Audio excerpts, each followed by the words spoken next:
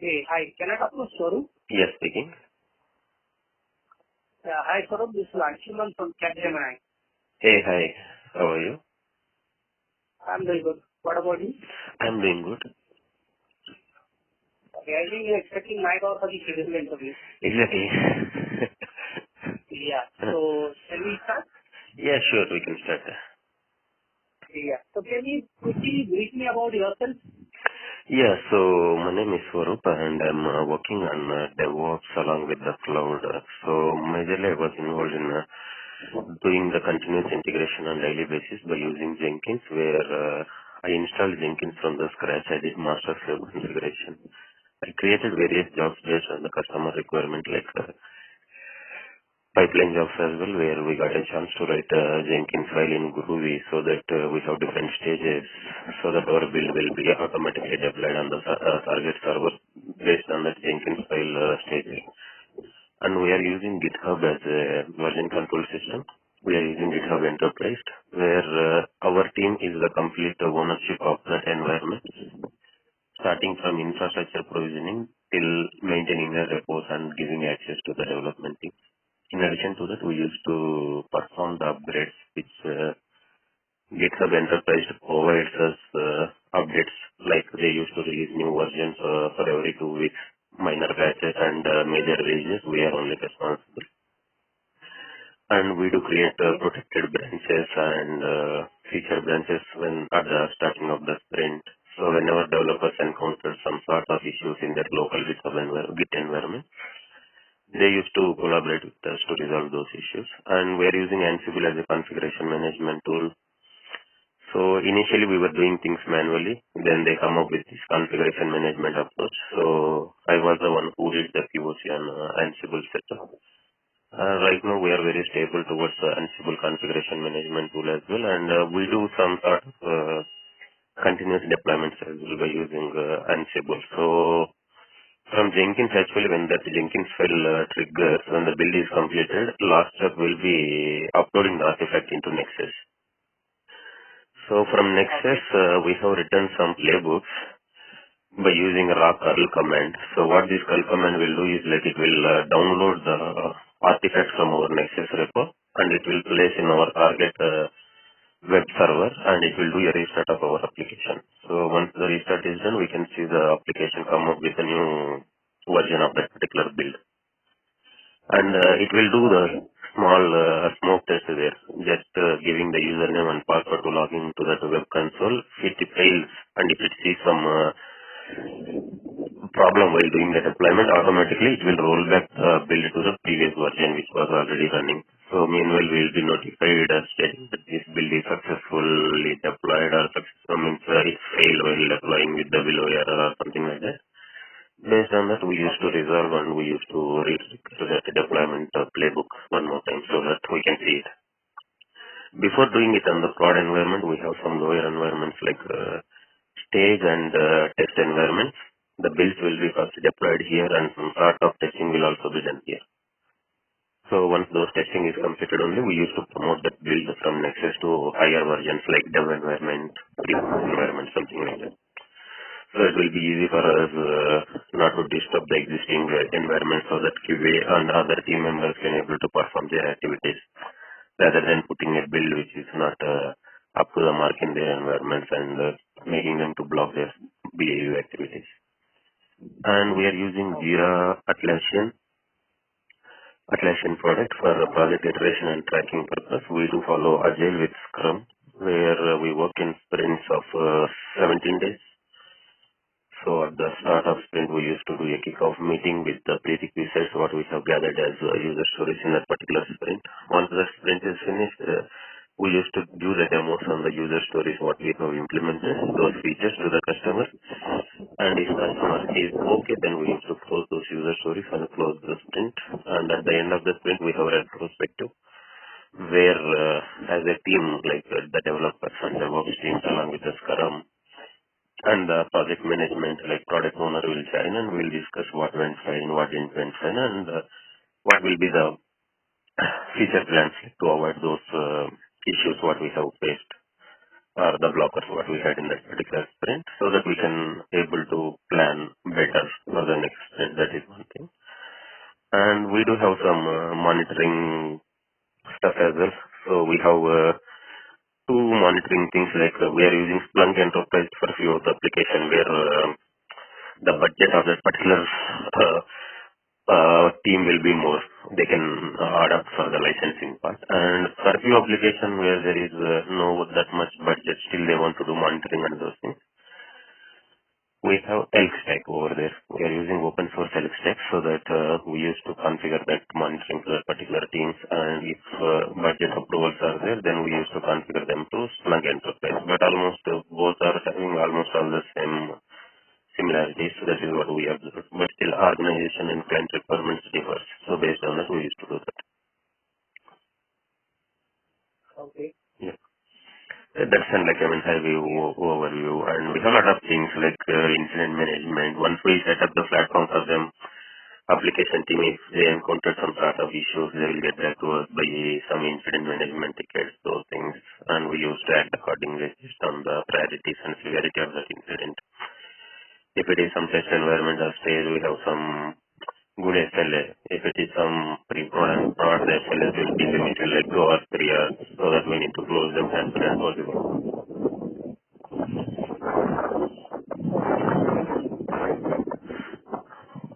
Yeah. That's great.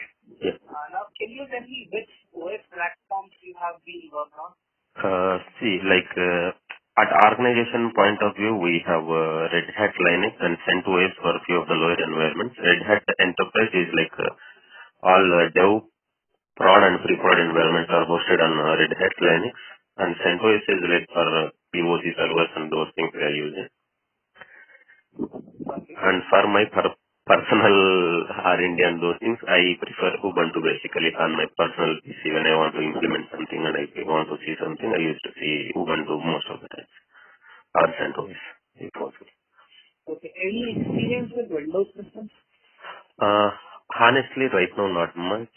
Why? Because we majorly deal with Java application. We have few applications on Windows as well where we are using NAND builds along with the MS build. So limited exposure means we have some Jenkins slaves on Windows as well for .NET applications. So that part of administration I got. Will you be able to manage Windows environment if given an opportunity? Exactly, means it will be added advantage to my profile, right? I will not say this thing in my next interview, maybe after 5 years, something like comfortable will be both operating system. But we used to do basic things like maintaining the services. Means this Jenkins stuff is there on Windows, right? So for that, we used to do some troubleshooting and those kind of things. But I can't say that much confident right now because the scope is limited there. So it will be fair means if I tell what I did rather than means again get some issues after joining those kind of stuff. So I'm just telling that is what I did. Okay. Can you tell me which scripting languages you are willing to work with? So basically, bash scripting is one we were using, but once we introduce Ansible, everything is written in ML only. They are using yet another markup language over there. So for this infrastructure automation and day-to-day automation stuff, we are using right now complete Ansible. So these are the two things where I'm much confident. But I think when you are saying Windows, I think most probably we need to pick up PowerShell scripting, something like that. Yeah, that would be an added advantage for Windows. Yeah. And how about the shell scripting? Shell scripting I used to do means I used to do for our day-to-day automation stuff. Means whatever, if suppose say one developer will come, their Nexus repository is they are pushing too many builds. Now he want to come up with some automation stating that he don't want to keep a build of older than 6 days or something like that. Further, he want to build me a script or to clean up that particular workspace in Jenkins. He want to make me a script. Those kind of scripts I have written. And I don't know what is the exact requirement here. When you tell that, I can tell whether I'm confident in that area. Okay. How about Python? Python, no, I never involved in Python. But I tried it on my own to learn. I completed till RA and tuple. After that, there is no chance of working on that, so I also stopped it long back. That also means I just kept it working only. Okay. No issues. Now, can you tell me which DevOps tools you have been primarily working on? So DevOps tools, I worked on local Git bash, GitHub as a central repository, then Maven as a build tool, then Jenkins as continuous integration tool, then we have Sonotype Nexus for Artifactory and Civil as configuration management tool, Vagrant from HashiCorp to spin up the local infrastructure, Splunk and Elk at monitoring infrastructure level and application level as well. And I did a POC on Docker with Kubernetes, so I can say that if something is there towards containerization as well, I am good to handle those things as well as of now. I learned the Helm charts as well for maintaining Kubernetes on my own. We are not using it, but when I see that open source rapid development, I tried that as well. Okay. And means Jira, Atlassian Jira, where I got some admin exposure as well. Mm-hmm. Yeah, these tools, I work comfortably. Most probably if some 2 to 3 extra tools will add, definitely I think I will be in a position to pick them up without any problem. And XPSM Any as an incident exposure manager. towards, yeah, Uh, that is okay. Any exposure towards monitoring tools like Nightshare, New Relic, AppDynamics? App Dynamics, we did a POC. So it means it's in like right now the subsidiary of Cisco. App Dynamics, like we have some cloud environment of AWS. For monitoring that Okay. particular networking like VPC and how the routing is happen between the public subnet and private subnet to which the internet connection is going on. That things we did on App Dynamics, but it's not Okay. at Fair enough. So how will you rate yourself in OS compatibility on the bar of 1 to 10 with uh, combination of Windows plus Linux? I can tell as Windows is limited, I can tell like 6 to 7 as of now, but once I am comfortable there, I can rate something more. I mean, 6 to 7 will be the right now point of confidence. Okay. Yes. How about scripting? Scripting means like I can rate around 7 out of 10 as Python is also involved where I'm not involved anytime. So Shell and Ansible ML, I can rate myself like around 7. Okay. Okay. No issue. Mhm. How about Docker and Kubernetes? So Docker and Kubernetes, I spin up a complete application on my own. Means starting from scratch, like setting up the Docker environment and Kubernetes to handle Docker. And to handle Kubernetes, I read some Helm charts as well. So as it is not used in production or in organization, I can say 5 out of 10.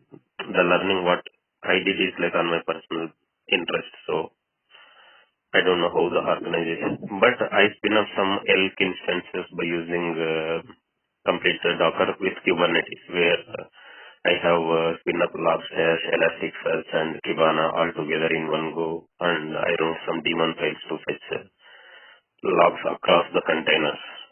That thing I have did. Okay. Hmm. How about Ansible? Ansible, we are using from almost 1 year, 8 months, so I can tell 7 as of now. There is a lot of things involved with Ninja along with Python. That part we are not yet using in my current project. But other commands, playbooks, writing the roles, doing some custom playbooks, those parts we are already in good shape in current project. Okay. Any exposure towards Chef and Puppet? No, but I know the underlying architecture and what is the difference between Chef, Puppet, and Ansible. Why market is preferring Ansible. Those things I just did what is the benefit and Okay. those things. While doing the POC, they only suggested me to pick a right tool. And how about your cloud exposure? You worked on AWS, right? Yes. So in AWS, I use services like EC2, S3, Amazon Glacier for archiving the data. Then VPC, where I got exposure like Internet Gateway, Subnet, Public Subnet, Private Subnet, IP route tables, then Elastic Load Okay. Balancing, Auto Scaling Groups, then IAM. Okay. Any exposure towards cloud formation? Cloud formation, no, but we are using in plans of using Terraform. So I know like how to write the Terraform stacks to spin up the environment or any services Okay. in AWS. It is also an HashiCorp tool. So are you using open source Terraform or it is a licensed No, enterprise no, we are version? using open source as of now. Once we are comfortable, then actually the organization will make us to move to enterprise. Right now we want to see the password encryption here. So we are in touch with HashiCorp to use that Vault service. There is a software called Vault from HashiCorp. So where we can store our passwords, everything securely. Why? Because this Terraform also needs our user access key ID and security key ID while spinning up the services in AWS. So that is the Okay. current part where we are right now. And another Okay. services Okay. like So how will you rate yourself about AWS? AWS 6 out of 10, as there is a wide variety of services right now. The services what I used like will form a complete stack of DevOps, but there are a number of services that are rapidly growing day by day. Yes, 6 out that is of true. 10, yeah. Yeah. Mm. Okay. Okay. So can you tell me some basic commands of Linux? Uh, Okay. For file creations like touch, cat, vi, move, and for viewing the files, like we used to use the tile, then less more to display the page by page contents, then grep to search some regular expressions, to find a file of our searching in any one of the locations, starting from the root location, then finding a process and killing it, the related process by using ps command along with awk command to give the filter of the second field where we will be having the process ID. Then you just pipe it with an exhaust command to remove it. In one go, you can all remove unwanted process. Suppose I was doing one time one activity. That time some daemon is spinning up almost 100 process that we need to kill for our upgrade of 5 minutes. For that, we just need to copy paste everything. So I just write a command by using ps awk to filter the second field. I mean to say the column, and then I pass it to an exhaust command and I killed it. Then again set stringline editor if you want to replace some text or a word in your particular file. We use set a lot of means tile hyphen f for doing seeing the dynamically running logs and system control commands to start, stop, then DUTF for disk utilization and disk free, then free for seeing the RAM utilization, LS CPUs to see how many CPU cores are available and what is their visibility, and then netstat-a to see the port numbers which are already allocated to come out of port conflict. Then VM stats to show the virtual memory stat, stop command to display the CPU utilization on that particular server, then SSH commands to log into the particular server, sudo access, root access, changing the sudo f file to allow the user to log in without password into root directory by changing the users and password to allow equals to yes, those kind of things. Yeah, means few more means I can't get it right now, but when I come across that means giving the permissions of file ch mode, just Yeah, changing. fair enough. Okay, Yeah, fair enough. yeah, No worries. Now you have a scenario. yeah. You are having a Linux box. Uh-huh. You need to change a permission of a particular folder. Which Uh, command you will use? ch mode hyphen capital R, then the permissions. Double seven will give No, I don't complete. want to go recursive. I don't want to go recursive. I just want to only apply the permissions to that specific folder. I don't want to go inside that folder and apply it out. No, you just come out of that folder. You just be available in a folder where you can able to view it. NACLS hyphen LRT. You just need to give ch mode, then space double seven space the direction. Okay. That's it. Yeah. Now, we have another scenario. I just want to apply the 500 ESMOD 500 permissions to that particular folder. Okay. Okay. So 500 what will be the permissions. command syntax? 500 permissions means what exactly it means? I can give permission like ESMOD 777, Okay, okay. You mean to or say you like, know, because there are, okay. 500 you mean to say like read, write, execute where yeah, you want for owner 3 to 1. 5 means will be read-write. You don't want to have execute permission for any one of that. Then you need to give chmod 500 space directory name. Okay. Okay. Now you have another scenario for the same Linux box. Uh-huh. It is heavily consumed by network traffic or by its own processor. We are not sure. Okay. So how will you start troubleshooting? Which command you will fire to identify what is Okay. happening? So the first, when you talk about the networking part, the first thing I need to see is like two things. Like we are not 100% sure whether it is networking or some memory. So first I will start from DUTF to see the disk utilization. Then I will trigger top command to see the CPU utilization. After that, I will use ping command. Ping command will show us what is the data transfer of our packets. Like if it is transferring complete packets, like 1 out of 1 transferred successfully, 10 packets out of 10 are transferred. If you have any issues at network level while data transmission, there only it will show like 10 out of 8 out of 10 packets has been transmitted, something like that. There only we can able to find out there is some problem with our network driver channel or something like that. We need to involve some networking team. And another thing is like we can see some port conflict issues by using nextlet-an or BM stats to see the virtual memory statistics of that. Those kind of things we can able to troubleshoot. Yeah. Okay. Now, on the same Linux box, you identify some processes are consuming your resources, Okay. not just because of the network traffic. Okay? Mm-hmm. So now you need to kill it. Yeah. Which command you will use?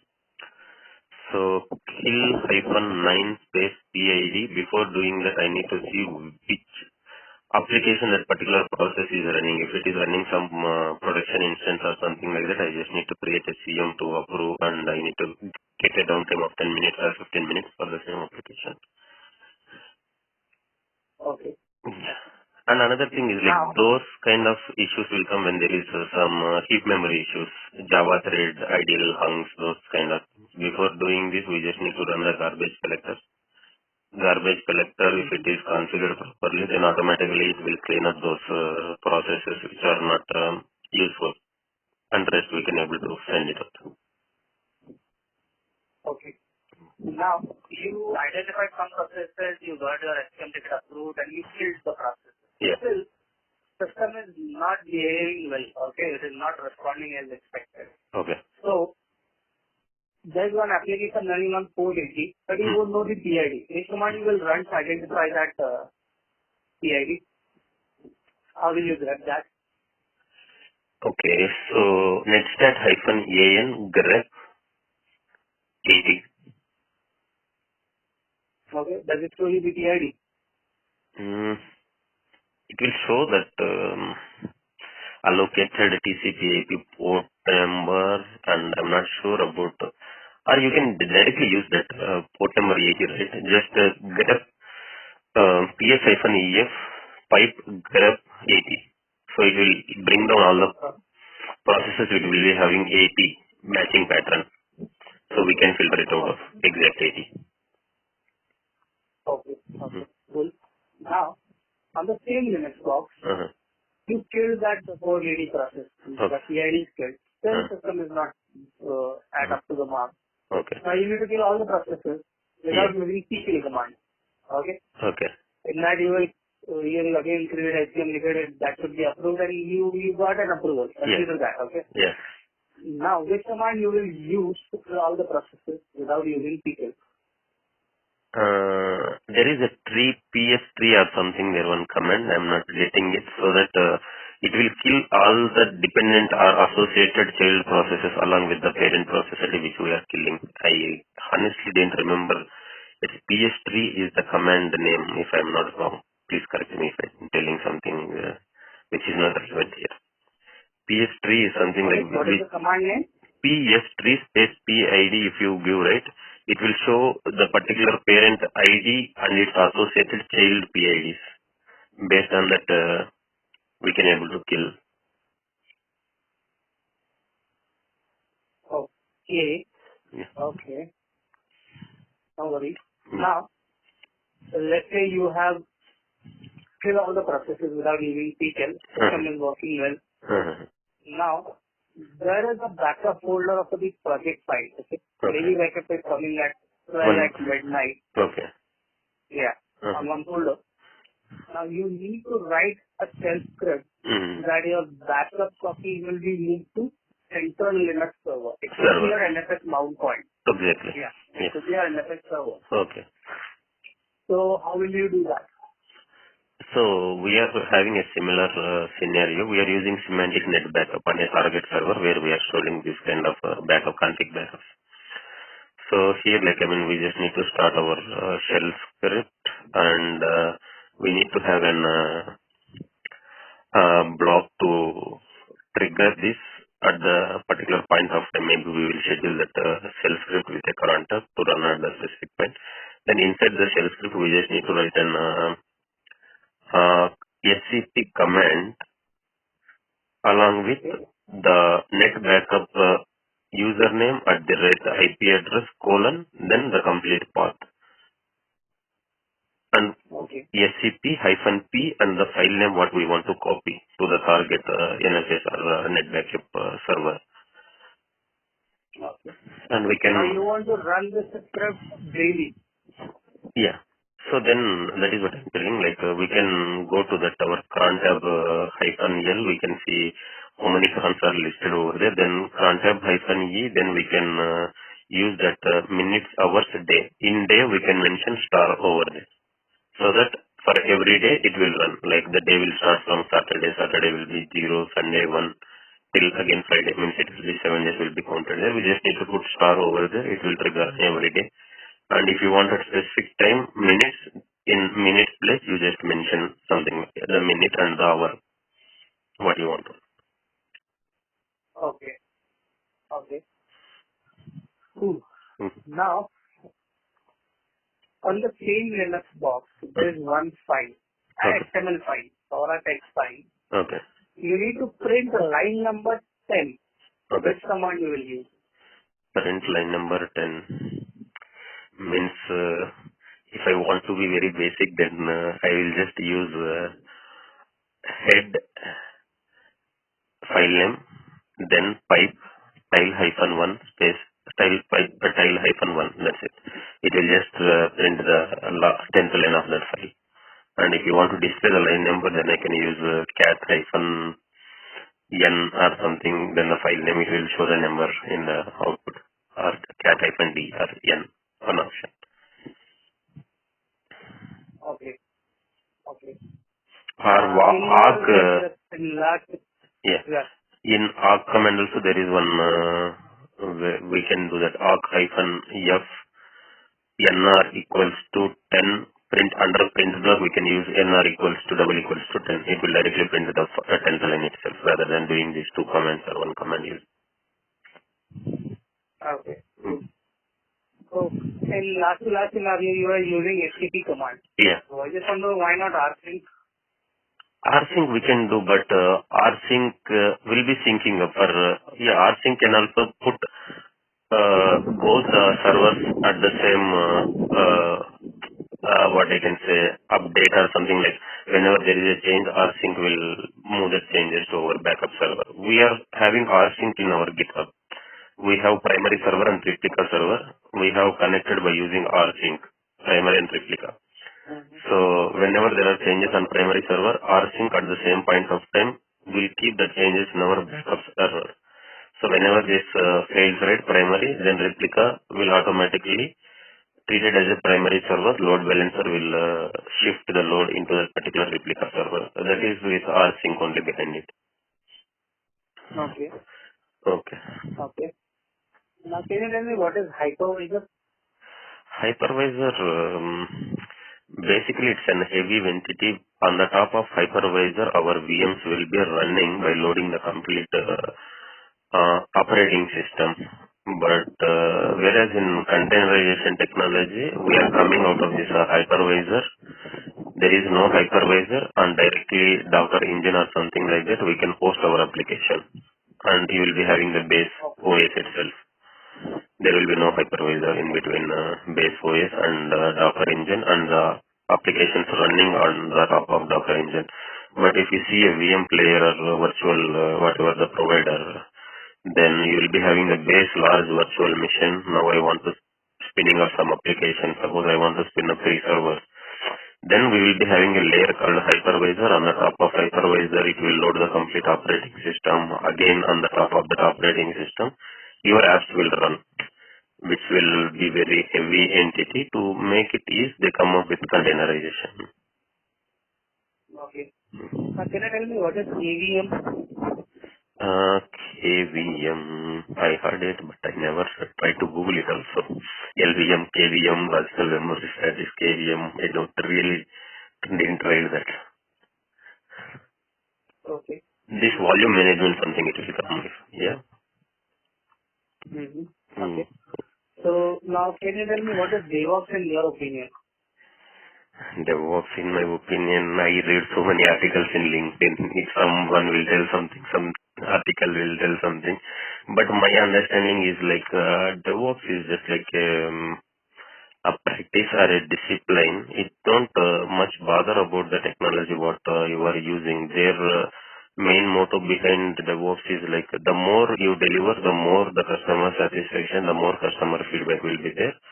And they want to remove the gap between different teams like dev team, operation teams, application teams, and networking administration teams. So the DevOps philosophy is something like everyone needs to be in a position to at least understand what is happening starting from scratch till the product is deployed. At least we will be in a position to figure out where exactly we are going wrong, and we can pull that particular team and collaborate and fix the issue without waiting 1 or 2 days.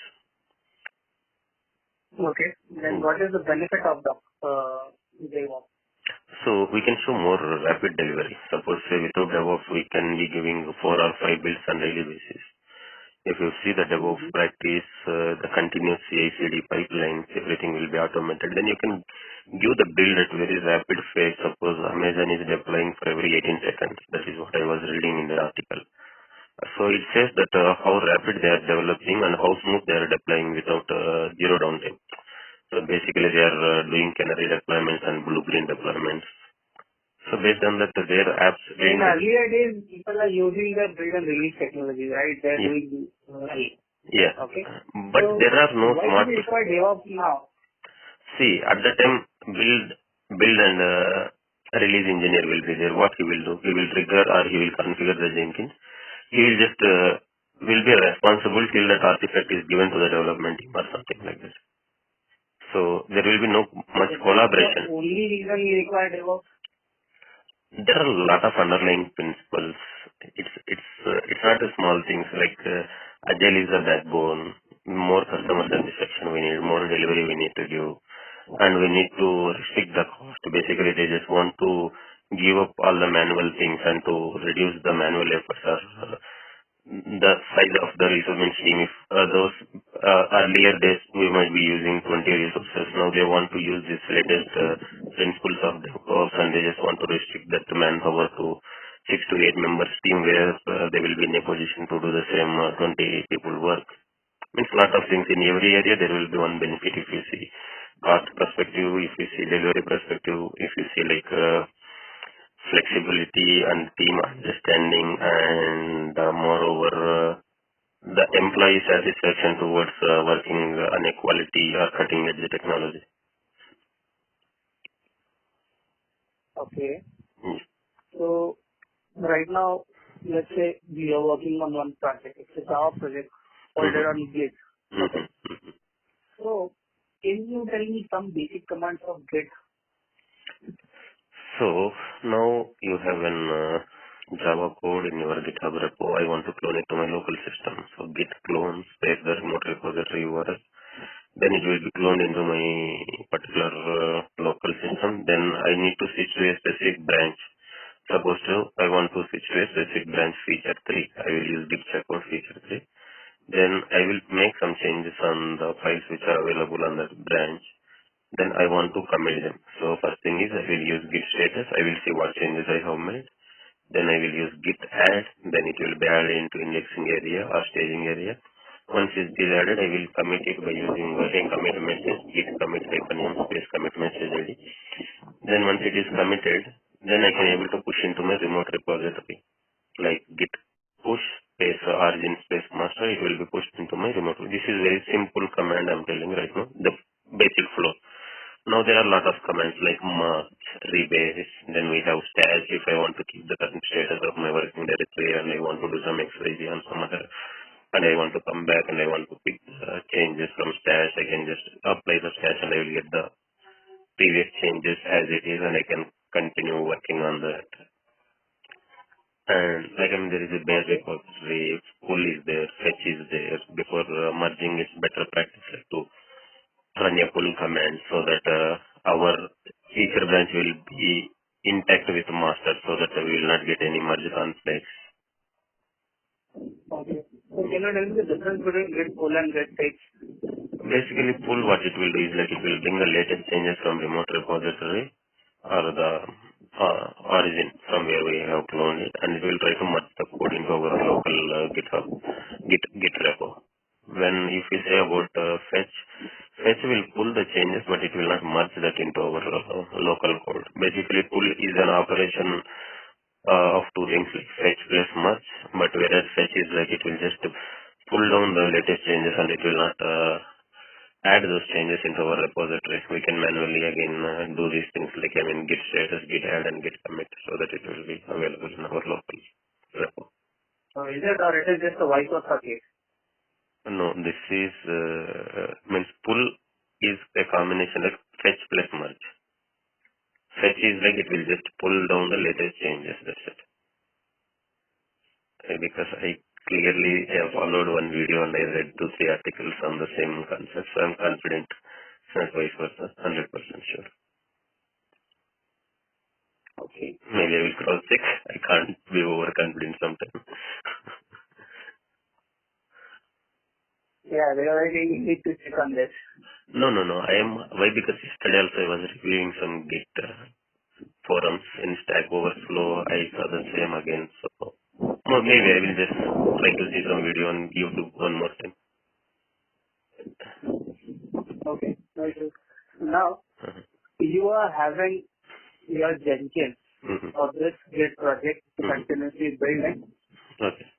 Code already tested. Okay. After that, continuous testing, and then it will be deployed. Okay. So, in Jenkins, how you will consider these steps to work out? Okay. I think you are somewhere outside. I think I see a lot of wind. Something is obstructing in between. Voice, I'm feeling like break or something like that. Sorry, your voice is breaking. Can you come again? No. What I'm telling is like you are outside or inside any meeting room. Some breeze is obstructing your voice. That is what I feel from my side. Okay, no, actually I'm outside. Oh, okay. So now it is audible? Yes, it's clear now. Maybe we'll face in opposite direction. Wind will not disturb us.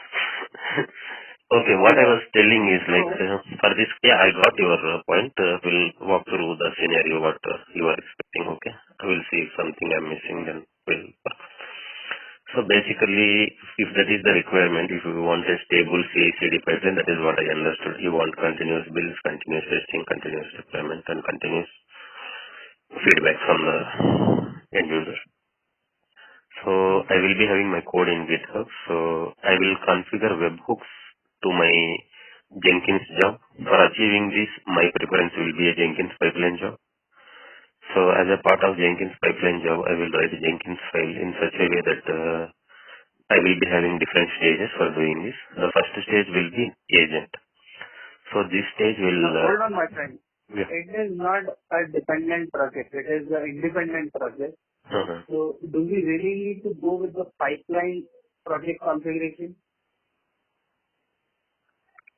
Pipeline, in the sense it is an independent job only. I will walk through the benefits, like even if it is an independent pipeline job. I don't have any dependent jobs. We are configuring it as a single job, but the job type is pipeline job. I don't have any upstream. Can we use freestyle or Maven? I don't want to use giving those things. Why? Because you want to upload the artifact. Each and everything we need to give in the GUI, and I can't reuse. Like if I write a Jenkins file, I can reuse the same again. I just want to change some parameters over there. So So same things I can do by using a freestyle job. So in freestyle job, I will give my SEM means GitHub repository URL. Then after that, before that, I want to check an option clean workspace before triggering the build. Once that is there, build part will be there. In build part, I need to give the metrics like the goals of that particular Maven project, like clean execute or something like that I will use, or clean deploy I will use, so that it will follow the complete stages in between that Maven life cycle. Once the build is available, if you want to deploy to an web server or something like that, or if you want to do sonar scans, we can use that sonar scan over there. Quality gates we can define greater than or less than or equals to 70%, so that once the sonar scanner comes and if it scans and if it see the quality gate is around 70%, it will pass the build, or else it will fail the build there itself. Then next thing is like So have you configured Sonar Queue? no, it was configured a long back. I didn't get a chance to see from the scratch of SonarQube. Okay. But means that job configuration part I remember. And then the next thing is like if you want to deploy to an target web server or something like that, then Jenkins will provide you an plugin to deploy it on a web server. Deploy to container is the plugin name which we can use to deploy the build in our target web server, and we need to mention the artifact name in that deployable path and the deployable path, so that it will copy that build to our remote server. And the next stage, like in post-build activities, we can say that artifact upload into Nexus, where we need to give the remote repository URL plus artifact ID, group ID, username, password to that particular Nexus instance. So it will push that particular artifact into our Nexus. Okay. These Can all, you tell me what is container deployment? you were asking at Jenkins level, or you want some Docker stuff? No, I want overall DevOps prospect. What is continuous deployment in your opinion? So basically means I just I need to have an Docker file or a Docker image where we have already available. So now I want to suppose say I have a Jenkins Docker image. Now I have a requirement stating that team XYZ is a new onboarding team. We need to spin up an Jenkins instance for them, and we need to have an Nexus instance also for them, which is dedicated to the team. Now what I will be doing is like if I want to spin up this environment in Docker cluster environment or a container environment, so I will try to pull an image where I have installed my Docker engine for a Jenkins. I will just Docker pull Jenkins or the complete image ID path where we have stored in our private Docker hub. Then once that is done, then Docker run space that image ID. Then the particular image will be running, and we call it as a container. Running instance of an image is nothing but a container. That's it. Once the container is running, we can able to see our Jenkins process might be running, and you can take the IP address, or you can just put that colon 8080 port number. We can see that our Jenkins will be up and running.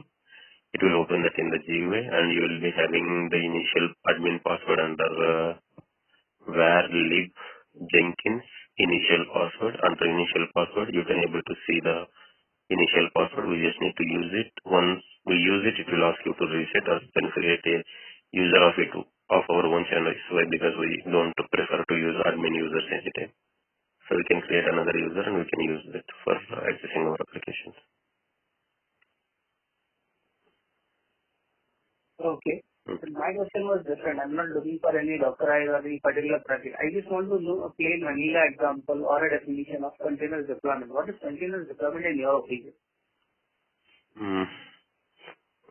Container deployment, so whatever the code we will be deploying in .var, .er or .jar, the same thing we can create a Docker image from Jenkins itself. So through a Docker file, we can maintain our GitHub source code, and the Docker file along with our source code will give you a deployable image of Docker. So it will be having the similar functionality of our var.er. So if you want to run your application, you just run that particular image, that is nothing but a deploy on your target server by using Docker engine. So the application will come up after the container is deployed on the target server.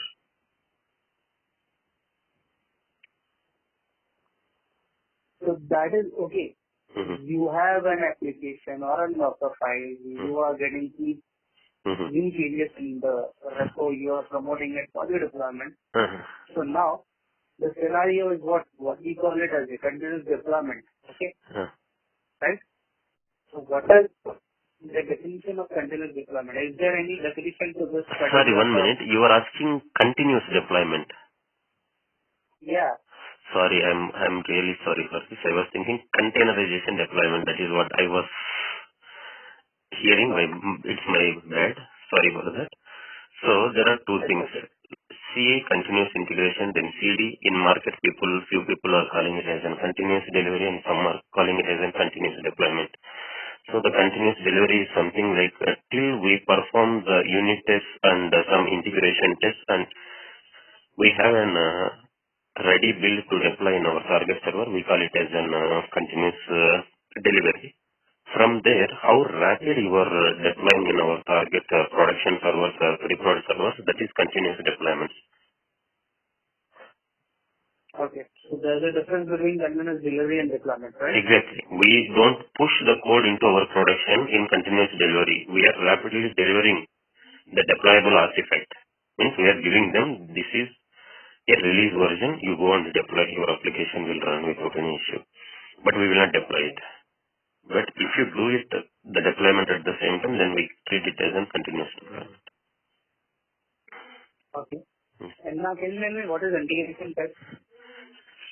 Integration tests, there are a lot of things at a build level, whatever the test we will be running, whether it is in JUnit test case or Selenium test case or some third party scans like Veracode scans or soft lab tests, those we call it as an integration test. Okay. And can we use Jenkins to run successful integration test cases?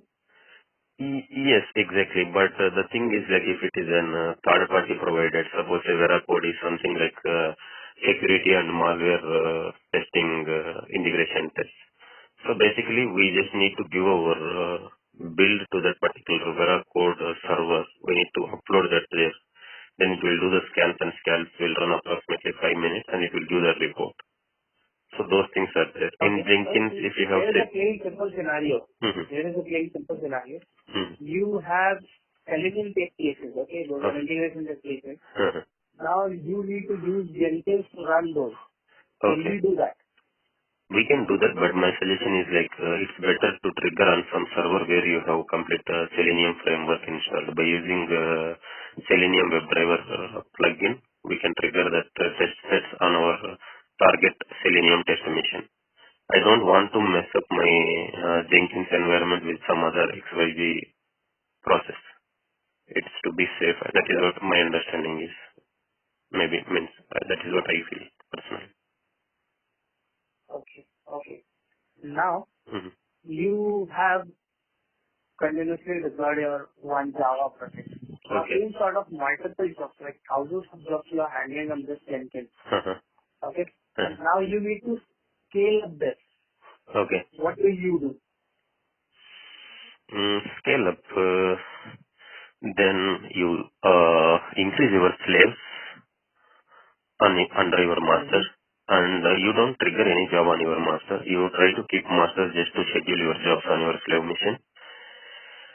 And the better way is like to restrict is like you make a number of executors to 0 on master, and on your slaves you can keep based on your, suppose you have 1,000 jobs which will be running for every 5 minutes, then you segregate that 1,000 jobs, 1,000 divided by 20 slaves if you have 20 slaves. Then keep that many number of executors on your slave machines, so that automatically the slave will take the one trigger that 1,000 jobs, and it will be, once it is occupied, it will be redirected to some master will tell on which node it needs to run. Or we explicitly can restrict where this job to be run in master only while configuring the job. We can have an option, a restricted way to run this job. There we just need to mention the label of our slave machine. Okay. So in this case, say you are holding thousands of jobs. So Okay. is your master going to pass the build job to slaves, or the build job can be picked up independently by those slaves? What is the scenario? Two scenarios will be achieved. One is like we explicitly hardcorely give that slave machine name at job configuration level, or while creating the slave itself, there is an option how to use your node. Means as much as possible, or when master is busy, or use 50%, something like that. Those metrics we need to mention while configuring this as a slave. Okay. So now can you tell me how master and slave start communicating with each other? There are two ways. For Unix master and Unix slave, we need to do SSH key configuration. It's an SSL handshaking basically. And if it is an Unix master and Windows slave, there is Java web start. It is a JNPL program will come into picture. Web start will try to communicate between Java and our Windows slave. But we need to make sure only this Windows dat files and those things will execute on that particular slave. If some script is like shell script, we just need to make sure that execute bat rather than execute shell. Else it will fail. Okay. And how about the master configuration? Does it have any facility to monitor slaves so that we know that the slave is running, is live? Is there any mechanism? Monitor in the sense like they're only under nodes. If you see right node configuration, it will show how many nodes are configured under that master. If you click on that, it will redirect you to a page where it will list down available nodes and the health status of that node. If you want to monitor the complete metrics and that particular slave, there is one plugin called monitoring. The name itself is monitoring.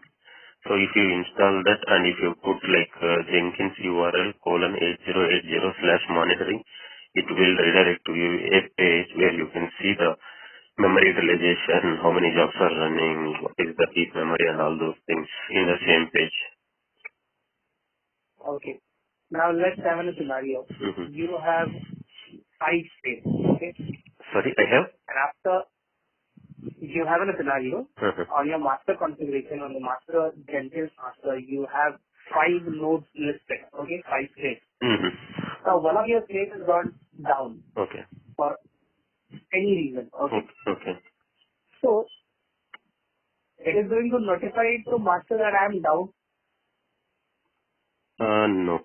I had this scenario. I didn't see any notification at master. The only thing it will be with a cross So symbol. master don't have any information related to his slave running or it's down. No. Even if you trigger a job will fail, stating that the slave is down. Let's say in console output. Okay. So now again there is a scenario. So one slave is got failed. Okay. Master don't hold any information related to this. The jobs are getting failed. Okay. But is there any facility if one slave is down, Jenkins can immediately spin up the another slave to handle those jobs? Is there any facility in Jenkins? In Jenkins, I don't know. This I saw by using Kubernetes, where we can spin up a Kubernetes. If you have a deployment file, right, automatically if that slave got down, automatically Kubernetes will bring up a new pod as a slave. As simple as that. But at the Jenkins level, I never tried to check this scenario. Maybe I will check today. But I'm not. Yeah. Now, there's another scenario. Okay. On your Jenkins, you are the administrator. Many people you have given access, right? Okay. And now, you don't know because there's no tracking. You are not referring to any logs, who is doing what. You don't have time. And now, the question is, you need to secure your Jenkins. You have one plugin called job config history. Okay. If you install that plugin, it will keep track of each and every minor change that any user is doing on our Jenkins instance. Suppose say I install a new plugin. This plugin will track who the user ID, who has installed at what time he has installed. I have changed some job configuration. That will also be stored in this particular job config history. If you install that plugin on the home page only, you will see on left-hand side there is a option called job configuration. We just need to click that. You go to that particular date and time, you see that this user has did this thing, something like that. It's very easy with that And how plugin. about the Jenkins security? The configuration management will give me all the logs. Yeah. That is okay. But now I want to secure my Jenkins. How can I do that? Secure in which sense you want to secure? Yeah. So basically means we have a lot of authentication mechanism. Suppose I will just allow only my admin users or DevOps team to have the complete access of Jenkins. And if it is operation team or some testing team, I just give a limited access, like they just can able to Where will view. you want to mention that? That is under Which global section will be? security, Where and is that located?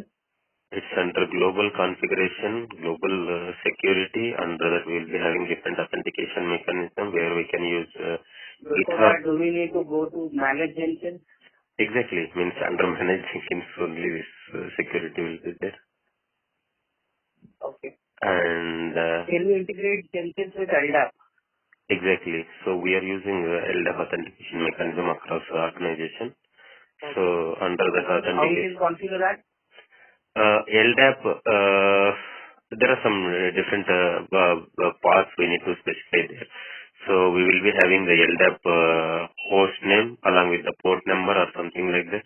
Under that authentication, we will be having GitHub OAuth plugin, Jenkins owned user database or LDAP. We just need to select the LDAP. Under that, we need to give the necessary information of our LDAP server details. Mm-hmm. Means once the communication is happened between LDAP and our Jenkins automatically, this LDAP users will be Do we visible. need to set any attribute in LDAP for the Jenkins? We have 5 to 6 attributes that we need to set it up while doing that LDAP configuration. But I made some Have notes. you set up that? Yes, I have a mail on that, so based on the notes only I used to do, but I am not, I don't have that much handy in my mind right now, just to tell. Means there is a document based on that parameters only I used to configure when LDAP integration is required. And it's not that much repetitive task that I can remember that attributes. Okay. But you can configure that, right? Exactly, 100%. That attribute, if it is there only, it will work. Means there are some patterns that we need to mention over there in that attribute list. Almost 7 to 8 Okay. attributes we need to configure, if I am not wrong, after selecting LDAP. Okay. Okay. Okay. Now, what is Docker? Can you tell me that? So Docker is an open source containerization tool. So it will be having both community edition and as well as the enterprise edition. Open source will be the community edition, which will be having a client and a server. So basically when we install the Docker engine, we will be having a process called a Docker daemon. These two things will run a Docker image in form of Docker containers. As we already discussed, like I want a Jenkins application to be running. So I will create a image with my Jenkins software along with the Maven and Java as its dependency. Now I want to install a Jenkins. I no need to install each and everything individually. I just need to Docker pull the image ID, and then once it is pulled into my local system, then I just need to run it. Docker run space image ID. So then it will spin that image as a container, and I can see my application come up from the Docker image. Okay. Now, can you tell me what is the benefit of Docker? So basically, it's an ship your product anywhere, build your project anywhere, and ship it and run it anywhere. So irrespective of your guest OS, we can able to run our application on the top of any guest operating system. And there is no headache of hypervisor, which is very good for us. So it is very lightweight entity. So how it is different from any other VM or server? So basically, it will not be having a layer called a hypervisor. In VM, we will be having an hypervisor. On the top of hypervisor, we will load the complete server. On the top of that, we will run our apps. But whereas in Docker, you will be having a guest OS on the top of Docker engine. And you can directly run your apps on the Docker engine. You don't need to have any specific virtual server there. Okay. Okay. Is there any difference? And that's the reason that Docker called lightweight. Yes. On the top of hypervisor, I want to load my complete operating system, which will consume 2 to 3 GB of memory. Again, on the top of that, my applications will be running on Win or somewhere. But whereas in Docker, I will be having the base of the REST OS. On that, a Docker engine will be there, which will be roughly 80 to 100 MB of tool. On that, In Docker, you don't need a full-fledged OS. Then how it will run?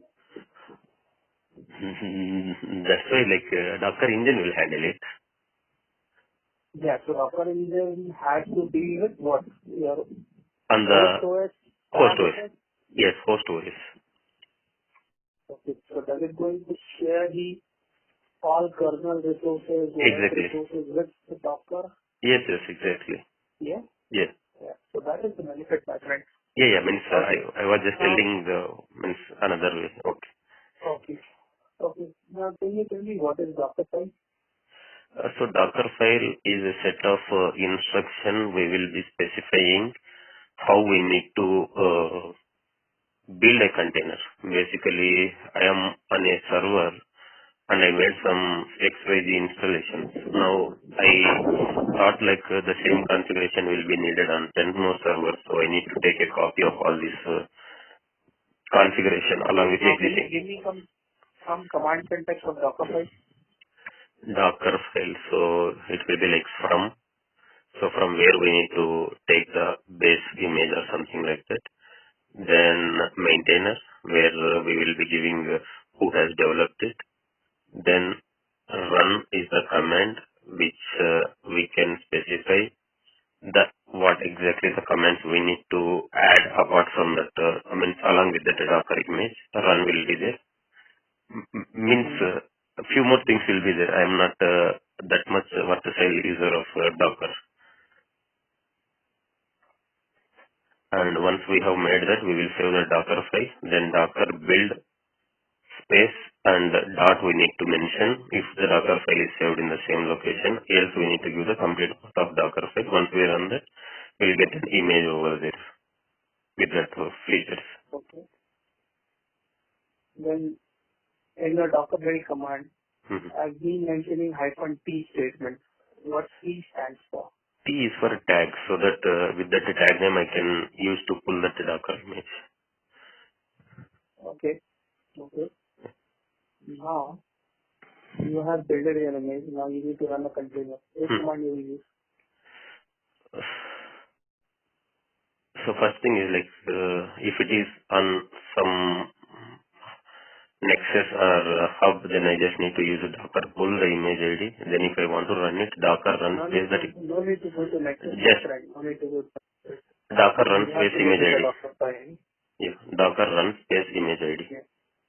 Or tag name is also sufficient. Okay. Before that, do you need to use any -it, -c command? Yeah, so this is the different ways that we can run a container. Suppose I is for interactive mode, D is for detached mode. T I am not 100% sure right now. IT, basically we use that hyphen IT to see it is an interactive mode. If you want to go inside that container, then we need to use Docker exec/IT space user slash bin so that we can able to log into that running container so that under that container you can able to run some more commands. Okay. While running this container, I just want to attach my local folder. Okay. Mm-hmm. As a volume. Okay. Which command syntax are to use? Honestly, I didn't play this much at Docker. Volume attaches, those things I didn't really know. Means I think Okay. right now I'm not comfortable. Okay. Now, what is the command to list all containers? Uh, Docker PS space hyphen A. Okay. If you So give now just looking any PS, container, uh, so kill space that can I kill it directly? uh, kill it directly. No, we just need to use a Docker kill space that particular container ID. No, what is the command? Mm-hmm, mm-hmm. No, not comfortable right now. I need to see. I just listed PS-A. It will list all the ideal and as well as running containers. For killing, I did it, but right now I didn't remember it. Okay, no issue. How can I remove the image, a Docker image from my system? What is the command? Okay, you want to remove the Docker image. No, I didn't try this as well. I just pulled everything and they're on my local system only. Okay. So now you have opened Kubernetes, right? Yeah. Yeah. So I just want to build a Mm-hmm. cluster of all the containers. Okay. How can I do that using Kubernetes? So you want to build a Kubernetes cluster or you want to build an application cluster using Docker images? I want to build the application cluster. Okay. Suppose say you have three main applications which contributes to your cluster. Suppose say I have a Jenkins process, I have a Nexus, I have SonarQube. So now you just want to bring these three applications in a Kubernetes cluster and these three things needs to be running as a cluster. So for this we need to write the service.yml file and deployment.yml file. Service.yml file where we need to mention what is the API version for that, and that's it, means we just need to mention that. And in deployment.yml file where we need to mention the different API versions and the metadata of that particular images, then the URL of our Docker image. Then if you want to mention some custom uh, syntaxes like volume and those things, we can mention there, and we can mention the replication there.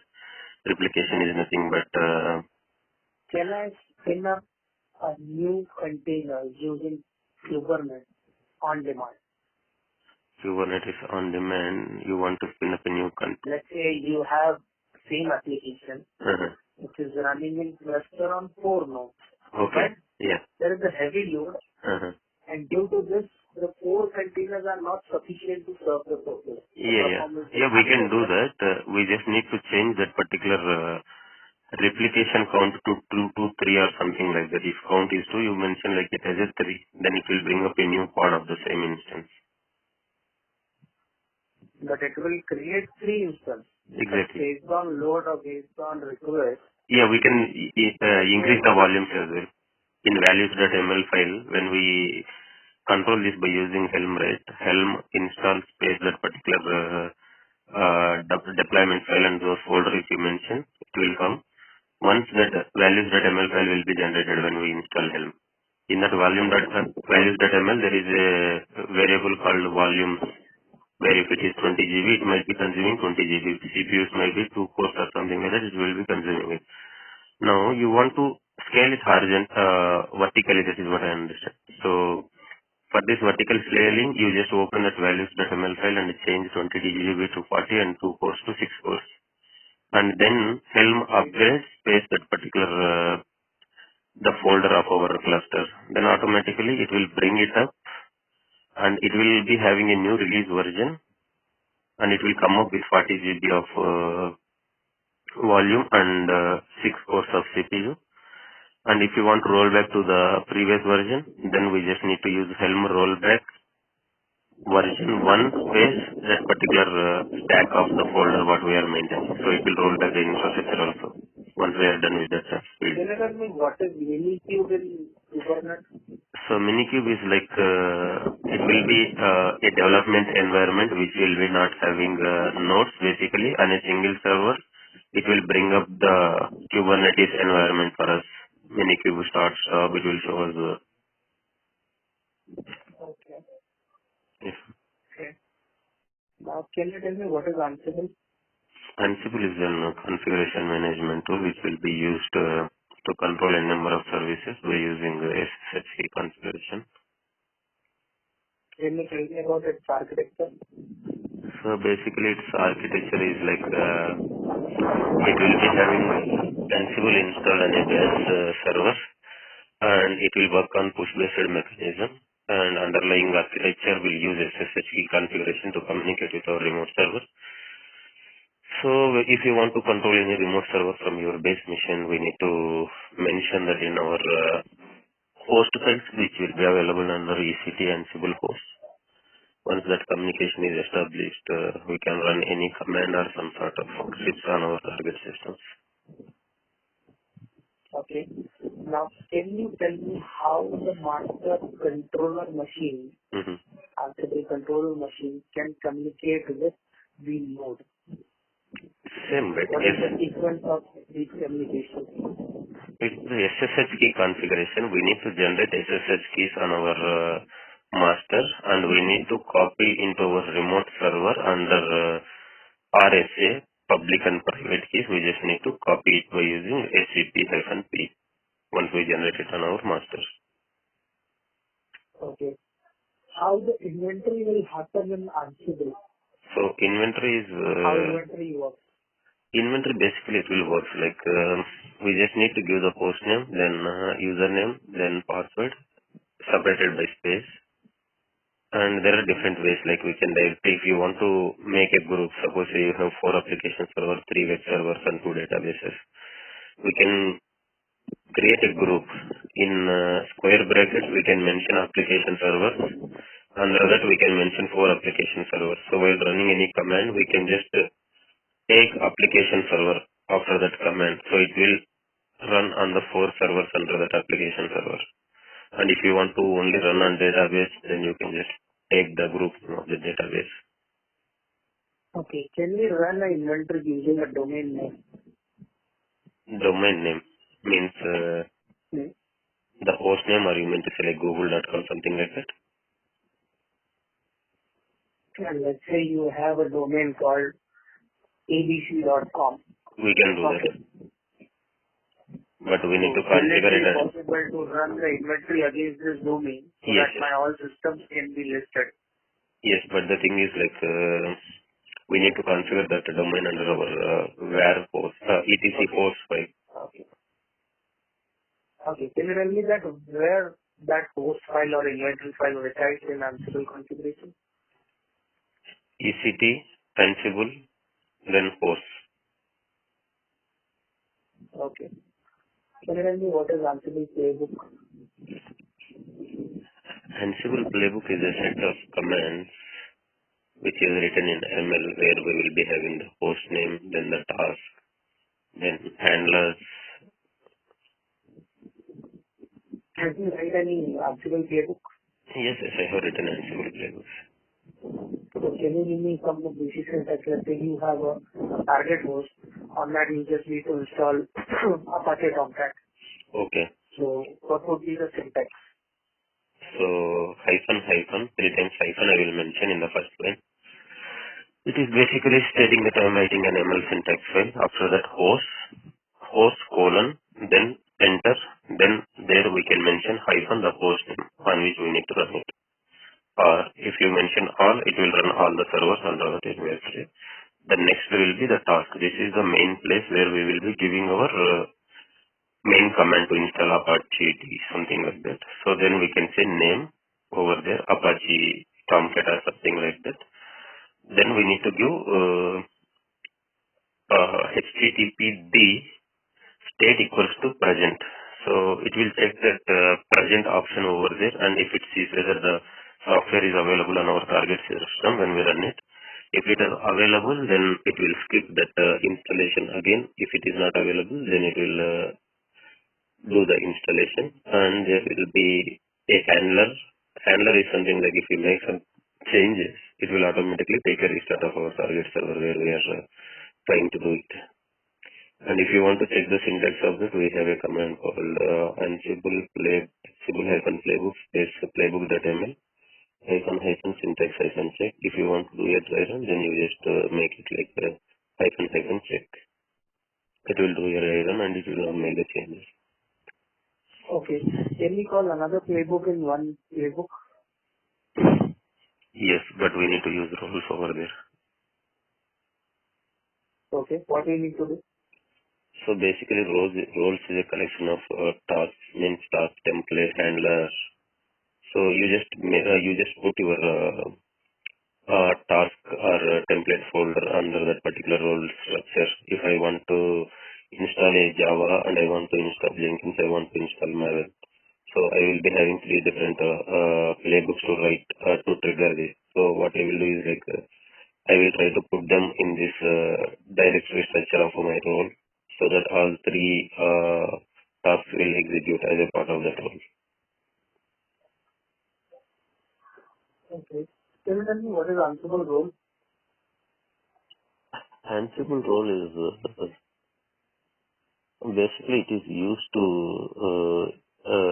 remove the redundant tasks. Suppose I want to install Java in my organization. So basically almost all 80% of applications will need Java or something like that. Now I don't want to write for each and every installation the Java. Now what I will do is like I will create a role which will install Java. So in role we will be having different folder structure like variables, templates, tasks, handler. So we will segregate this and we will keep task is like main thing. The Java installation part will come variables. If you are using some sort of variables, you can define in that folder. Handlers is something like here we can define to restart our application or something like that when some configuration changes are done.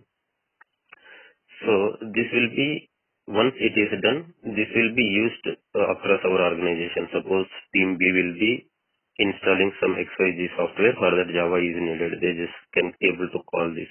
And we have a lot of open source available rules in Ansible Galaxy. They can pull a one from there. Okay. Yes. Can you tell me about the Ansible role hierarchy structure? Where template tasks, then handler, main.ml. Okay. Can you tell me what is Ansible module? Module is nothing but the outlook commands similar to our Unix commands, but we will be running them by using Ansible. So there are different modules like copy, list files, rsync, sync, register. There are a lot of things similar like Unix commands, date, time, ping. All these are modules only. Okay. Okay. Okay. Now, can you tell me what is AWS VPC? It's a virtual private cloud which will be having subnet, integrate gateway, and the route table attached to that. Again, in the subnet, we have two things. One is public subnet and another one is private subnet. If it is having the internet gateway Your attached, voice is too low.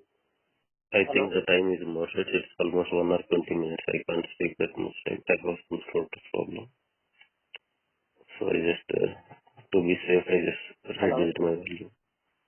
Hello? Hello. Your voice is too low. Yes, yes, I know. I have some throat infection. I can't speak this much time. A little louder. Sorry for that. Okay. Yeah. Okay. Okay. Okay. So does VPC contain any gateways? Exactly, internet gateway. So if it is attached, then we call it as a public subnet. If it is not available, then it will be a private subnet. This gateway is used to give the internet connection to that particular subnet. Okay. Okay. Can you tell me what is AMI? Amazon Machine Image, it will be having a package of operating system and supported applications which will able to spin up an Can we have server. a customized own image in that? Exactly. We can take a snapshot of your running AMI and we can make it as an image again. So you can use it with your customized installed software by selecting that from your marketplace under images. Okay. Can you tell me what is Beanstalk in AWS? Beanstalk is something like which is used to maintain the environment. Suppose say I create one environment of test, I want to replicate a prod and pre-prod. By using Beanstalk, we can able to spin up different environments. Okay. Now, you also working on Terraform, right? Yeah. So can you give me an example where I want to spin up a EC2 instance Mm-hmm. in AWS? Okay. What should I do? So basically, you need to write a .tf file with some name. first. Okay, in the TF file, we need to mention like provider, where you need to select as AWS. You want to spin it up on AWS. As it supports for different cloud providers, Azure also you can mention if you have Azure. On AWS, we will mention AWS. Then access key ID, security key ID you need to provide for that particular account. After that, we need to take the image ID.